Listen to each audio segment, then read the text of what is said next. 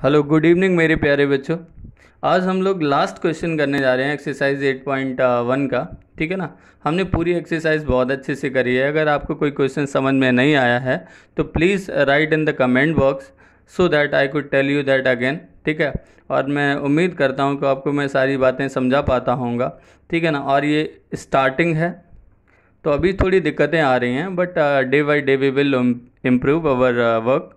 ठीक है ना। आइए क्वेश्चन करते हैं, ज़्यादा बातें नहीं करते हैं। तो पहला क्वेश्चन ये कह रहा है कि state whether the following are true और false and justify your answer. कह रहा है जस्टिफाई भी आपको करना है। ठीक है ना। तो देखो पहला क्वेश्चन है the value of tan a is always less than 1। कह रहा है जो tan a की वैल्यू होती है वो हमेशा एक से छोटी होती है, ऐसा कह रहा है। ठीक है ना। तो मुझे ऐसे तो अंदाज से पता नहीं, तो मैं आपको रूल्स बताता हूँ इन सारी चीज़ों के और आप याद कर लीजिए जल्दी से। देखो सबसे 10 का पूछा गया तो 10 का मैं बीच में बताता हूँ। ठीक है ना। मैं नंबर लाइन बना रहा हूँ। ठीक है। नंबर लाइन तो सबको ही बनानी आती होगी। तो नंबर लाइन में इधर में इनफाइनाइट होता है, इस तरफ क्या होता है माइनस इनफाइनाइट। ठीक है ना। तो जो टैन और कॉट होते हैं, दोबारा फिर से सुनो, जो टैन और कॉट होते हैं, जैसे टैन ए ले लो एंड कॉट ए ले लो। ठीक है ना। इनकी वैल्यू कोई भी रियल नंबर हो सकती है, आपको याद रखना है। इनकी वैल्यू कोई भी रियल नंबर हो सकती है। कहने का मतलब क्या है कि नंबर लाइन पर कहीं भी लाई कर सकते हैं। मतलब कि tan और cot की वैल्यू 10 भी हो सकती है, 1 भी हो सकती है, 50 भी हो सकती है, कितनी बड़ी भी हो सकती है, कितनी छोटी भी हो सकती है। कहने का मतलब that can be any real number. आपको बात समझ में आ गई। तो आपको ये बात भी समझ में आ गई होगी। यहाँ उस क्वेश्चन में कह रहा था कि the value of tan is always less than 1, हमेशा एक से छोटी होती है, ऐसा नहीं होता। ये वैल्यू कुछ भी हो सकती है। ठीक है ना। एनी रियल नंबर किसके लिए ये केस है? tan और cot के लिए है। tan और cot की वैल्यू कोई भी रियल नंबर हो सकते हैं, ये हमें याद करना है। ठीक है। उसके बाद अगली बात समझिए। अगली बात tan और cot से पहले हमने sin और cos को छोड़ दिया। तो ऐसे क्वेश्चन दूसरा भी बनाया जा सकता है कि sin और cos की वैल्यू कहाँ से कहाँ तक लाई कर सकती है।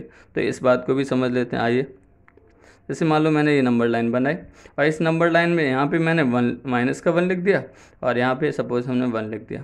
ठीक है ना। जो साइन और कॉस की वैल्यू होती है, ये आपको याद करना है कि हमेशा -1 से +1 के बीच में आएगी। -1 से +1 के बीच में आएगी। ठीक है ना। कभी भी वैल्यू साइन और कॉस की वैल्यू जो आएगी वो कभी भी 1 से बड़ी नहीं हो सकती है और कभी भी -1 से छोटी नहीं हो सकती। ये आपको याद करना है। तो मुझे उम्मीद है आपको ये बात याद हो गई होगी कि the value of sine A and cos A is always lying between -1 से +1 के बीच में। ठीक है। समझ में आ गई बात। तो साइन कॉस की वैल्यू कहाँ लाई करती है? -1 से +1 के बीच में। ऐसे ही आपसे बात करो कि tan और cot की वैल्यू कहाँ लाई करती है, तो tan और cot की वैल्यू आपकी कोई भी रियल नंबर हो सकती है। अब बात आती है किसकी? sec a और tan a की। ठीक है। Sorry, sec a and cos a की। sec a and cos a के। तो देखिए ये तो नंबर लाइन आपकी हो गई। ठीक है। मैं नंबर लाइन ऐसे जानबूझ के बता रहा हूँ ताकि आपके दिमाग में कुछ थोड़ा तस्वीरें छप जाएं और आपको याद बना रहे। देखो मैं क्यों बना रहा हूँ, आप समझिए ध्यान से। ठीक है। जो सेक और कॉसेक जो बचा है, इसकी वैल्यू क्या होती है? हमेशा 1 से बड़ी होती है या -1 से छोटी होती है। ये कभी भी -1 से +1 के बीच में नहीं हो सकती। ये आपको याद करना है। ठीक है ना। क्लियर है।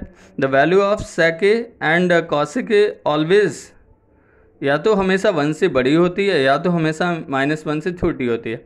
ये -1 से 1 के बीच में कभी नहीं हो सकती। ठीक है ना। क्यों? क्योंकि यहाँ पे साइन और कॉस लाई करते हैं। तो जहाँ साइन और कॉस होगा वहाँ कॉसेक और सेक नहीं होगा। ठीक है। तो मुझे उम्मीद है आपको ये बातें सारी याद हो गई होंगी। तो जहाँ पे साइन कॉस होता है, साइन कॉस का रेंज क्या होता है, मतलब कहाँ से कहाँ तक लाई करते हैं, तो -1 से +1। अच्छा, इसके रेसिप्रोकल क्या होते हैं? देखो इनके रेसिप्रोकल होते हैं सेक और कॉसेक। ये कहाँ लाई करते हैं? ये -1 से +1 के बीच में लाई नहीं करते हैं, इसके अलावा हर जगह करते हैं। इतनी बात समझ में आ गई। उसके बाद तीसरी बात जो है tan और cot के लिए है, वो कहीं भी लाई कर सकते हैं पूरी नंबर लाइन पे। ठीक है ना। तो इन दो के साथ रेस्ट्रिक्शन है और tan और cot के साथ कोई भी रेस्ट्रिक्शन नहीं है, इनकी वैल्यू कुछ भी हो सकती है। तो मुझे उम्मीद है ये सारी बातें आपको बहुत अच्छे से समझ में आ गई होंगी। तो आप पहले क्वेश्चन का जवाब आराम से समझ के दे सकते हो। The value of tan a is always less than 1। क्या हमेशा 1 से छोटी होती है tan की? तो हम कह देंगे नहीं, 1 से छोटी नहीं, कोई भी रियल नंबर हो सकती है। समझ में आ गई बात आपको, ठीक है ना। अगली इसी पर आधारित है, देखो sec a की वैल्यू 12/5 हो सकती है क्या, तो देखो 12/5 का अगर डिवाइड करोगे तो 2.2 के लगभग आए शायद।